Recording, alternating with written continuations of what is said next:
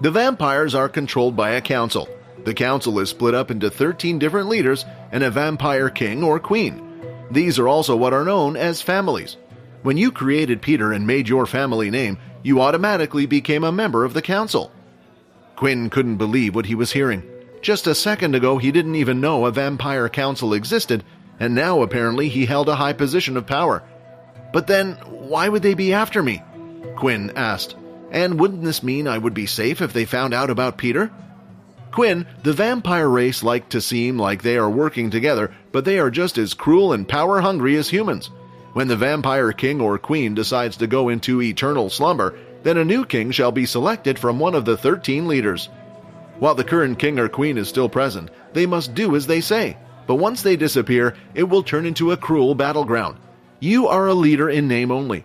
A shortcut was created due to the system. A lowly vampire like you is too weak. To become a vampire leader, one at least must have the rank of a vampire lord. Although this isn't the only reason why they will be after you, unfortunately, I can't say any more.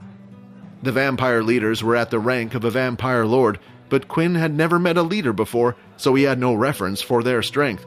The only other vampire he had met was Fex. What about Fex? Do you know what rank he is at? Quinn asked. Fex is on the cusp. He is not quite at the next evolution stage, which would be a vampire noble, but he is stronger than most vampires out there.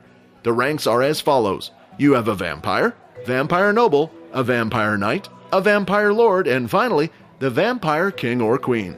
There are also the subclasses such as Peter within these ranks, but they can never rise above their leaders or creators. Quinn was hoping to hear that Fex was quite a high-ranking vampire, perhaps even one just below the vampire lord. Instead, he just managed to get confirmation that there were a few more classes even above Fex. It was, as the system said, for whatever reason that the system wouldn't tell him if they were to learn he was a vampire leader, they would try to kill him, and with his strength right now, he wouldn't even last a second. These families, why are there 13 of them? Couldn't all the vampires just unite under one banner? The humans and vampires share more than they would like to think. Just like humans were selfish and decided to keep their abilities to themselves, it is the same for vampires. Each vampire has a basic set of skills. However, the 13 different families are each divided into different abilities they have. This does not mean they are all related by blood. However, before learning an ability, a vampire must go through a blood ritual with that family, meaning they can never go against them.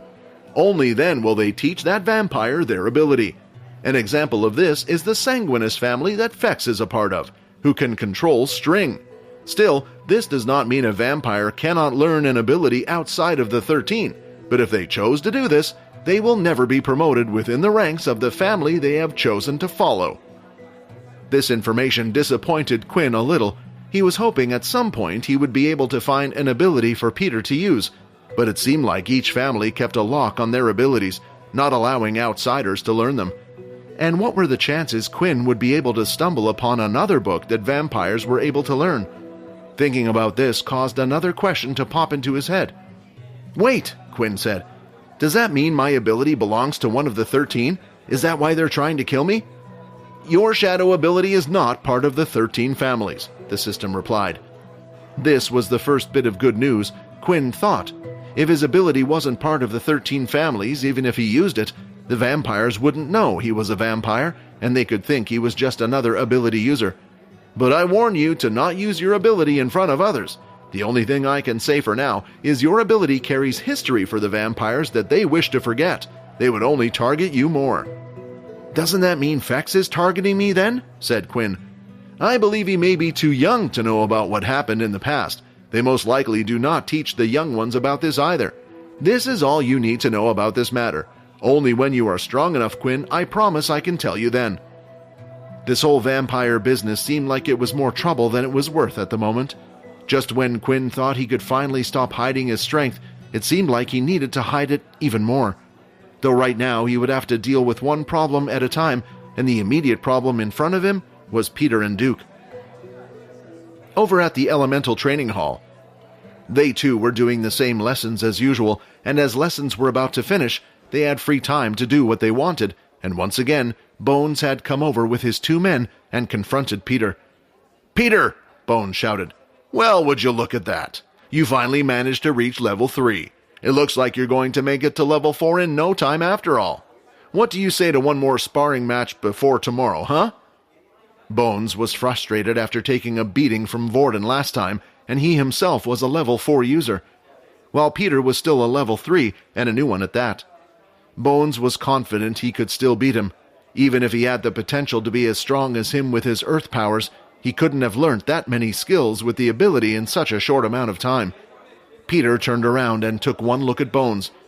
"You're too weak for me." Vorden was standing by the side of the group and was glancing over, as usual. He currently had the level 4 earth ability copied, just like last time in case this situation was to repeat itself. These guys, I guess they didn't learn from last time. Maybe I've gotten softer hanging around with Quinn all the time, Vorden thought. But as he was thinking that, he heard Peter's voice. "You're too weak for me," Peter said, and this time there wasn't a hint of fear in his voice. "This is not good," Vorden worried. "Before I had to babysit a weak crybaby Peter, now I have to babysit this. I'm not sure which one I prefer." Vorden couldn't reveal he was involved with Peter, so he couldn't step in and was waiting all he could do. For now, he watched carefully, preparing himself for the worst, standing in a fighting stance just to the side of the group. "What the heck?" Bones said. "Oh, I get it now. You think as you got a little bit of power and now a level 3, you're a big shot, huh? Well, think again," before Bones could even finish what he was saying. Peter's hands had gripped and wrapped around Bones' mouth, his fingers placed at the side of his jaw.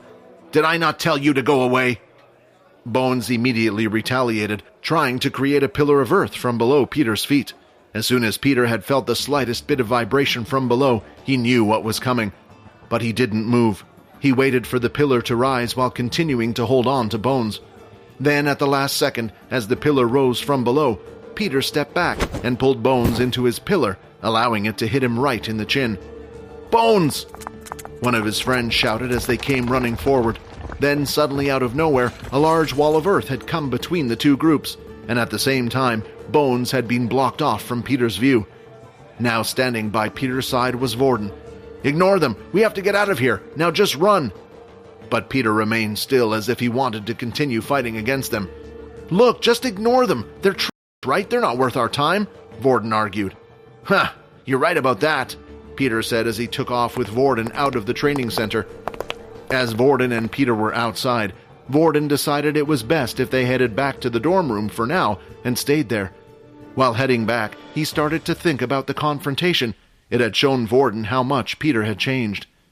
Seeing how he acted against Bones, he couldn't imagine what Peter might do if he was to be put in a room with True Dream or Duke. Hi, Quinn here. Wondering what happens next? If you want to jump the queue and unleash all episodes, click on the link here and install the Pocket FM app.